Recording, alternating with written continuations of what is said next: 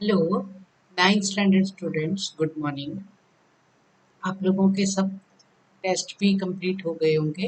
हिंदी में कई बच्चों ने बहुत अच्छा करा है, 50 आउट ऑफ 50 भी आए हैं, बाकी लोग भी अच्छा करेंगे।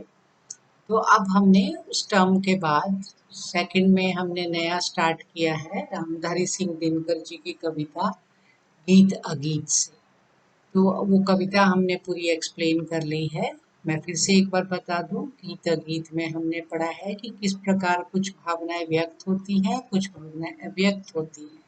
तो रामधारी सिंह दिनकर जी इनके कवि का नाम है। उन्होंने बड़े अच्छे से पशु पक्षियों के भी मनोभाव का, उनमें भी प्रेम होता है, उनमें भी स्नेह होता है, उसके बारे में वर्णन किया। तो ये हमने 3 पद्यांश है उसके, वो हमने पढ़ लिए। उसके बाद हमने क्वेश्चन आंसर भी कर लिए और फिर मैंने आपको टोटल 12 शॉर्ट क्वेश्चंस दिए थे और मैंने कहा था आंसर मैं आपको कल बताऊंगी। तो अभी मैं जो है आशा है कि आपने सबने कविता गाई भी होगी, याद भी की होगी। एग्जाम तो खत्म हो ही गए हैं। तो अभी आगे जिन लोग जो लोग अभी इस एग्ज़ाम में बहुत अच्छा नहीं कर पाए, वो कोशिश करेंगे कि आगे बहुत अच्छा करेंगे।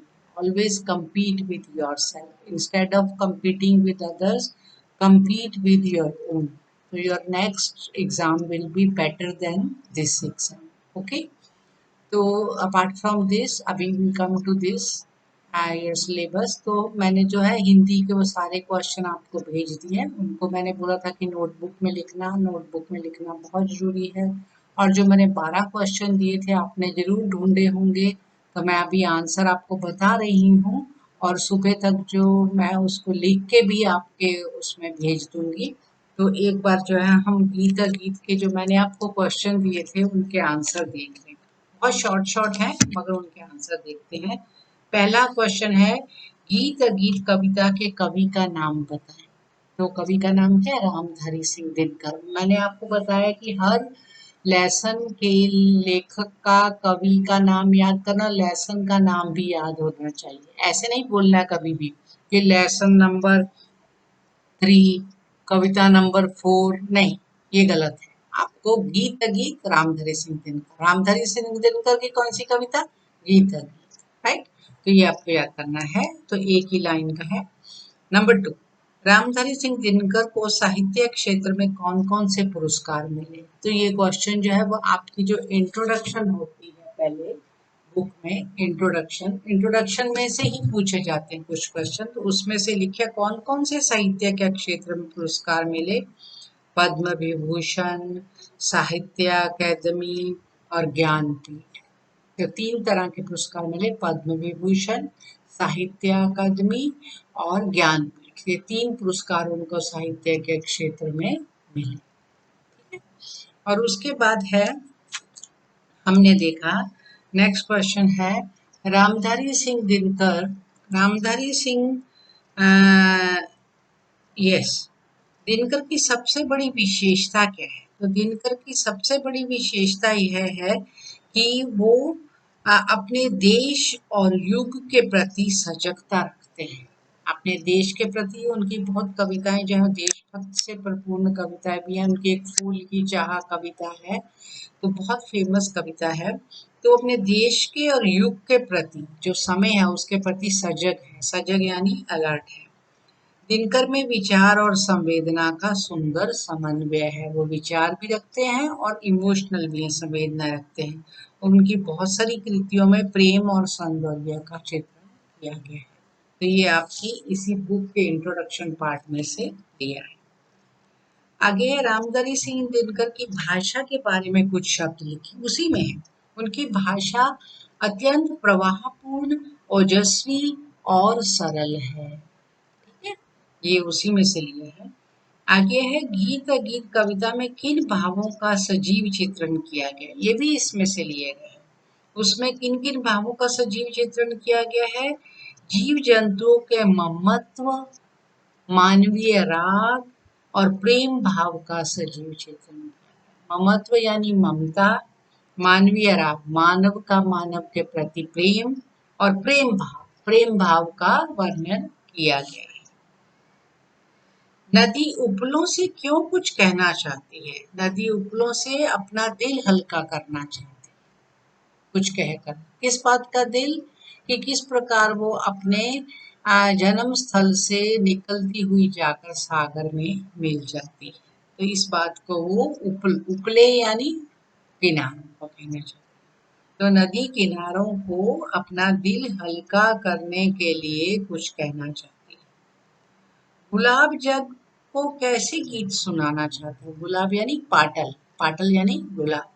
कैसे गीत सुनाना चाहता है? पतझड़ के सपनों के गीत सुनाना चाहता है।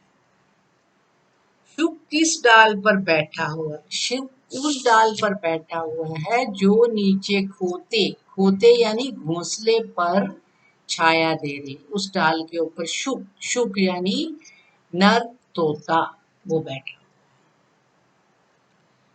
9 है, शुकी के गीत उमड़ कर रह जाते डैश डैश, पंक्ति पूर्ण करो। तो आपको शुकी के गीत उमड़ कर रह जाते स्नेह में सनकर। तो ये कविता भी याद करें ना। किंतु शुकी के गीत उमड़ कर रह जाते स्नेह में सनकर। तो ये स्नेह में सनकर। नंबर 10, प्रेमी सांझ के समय कौन सा राग गाता है? प्रेमी सांझ के समय अल्लाह राग गाता है, उसमें लिखा हुआ।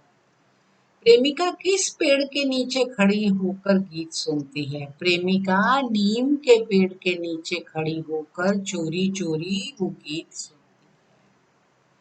ठीक है। गीत और अगीत का क्या अर्थ है? ये बहुत इम्पोर्टेंट है। गीत यानी भावना का व्यक्त होना, गीत भावना का व्यक्त ना कर पाना। ठीक है, तो आपने इतना लिखना, व्यक्त भावना अर्थात गीत, अव्यक्त भावना अर्थात अगीत। इसमें इतना ही लिखना, पर आपको मैं एक्सप्लेन करने के लिए और बता रही हूँ। तो रामधारी सिंह दिनकर जी कहते हैं कि भावना को व्यक्त करो या ना करो, उससे उसका महत्व कम नहीं होता। व्यक्त भावना भी उतनी ही खूबसूरत है, उतनी ही प्रेमजन्य है, उतनी ही कहेंगे कि भावुकता से परिपूर्ण है जितनी कि अव्यक्त भावना। जैसे नदी ने अपनी भावना व्यक्त की, गुलाब नहीं कर सका। शुक ने अपनी भावना व्यक्त की गाकर ऊंचे गीत, और शुकी नहीं कर पाई, परंतु वो भी बच्चों के स्नेह में अब लगी हुई है, उनको सहने में अंडों को। प्रेमी ने अपने गीत को जोर जोर से आवाज में गाकर कहा, प्रेमिका नहीं कर पाई। पर रामधारी सिंह दिनकर जी कहते हैं कि क्या गीत सुंदर है कि अगीत? तो वो अंत में कहने का अभिप्राय दोनों ही सुंदर है।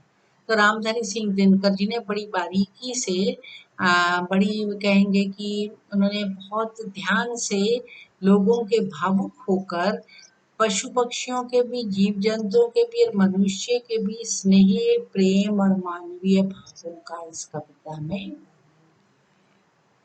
ठीक है, तो ये आंसर आपने अच्छे से लिख लेने हैं अपनी नोटबुक में, अच्छे से याद कर लेने हैं। और फिर आगे जो है हम ये हमारी ये कविता गीत गीत कविता पूर्ण हुई। अभी इसे आप अच्छे से तैयार कर लो।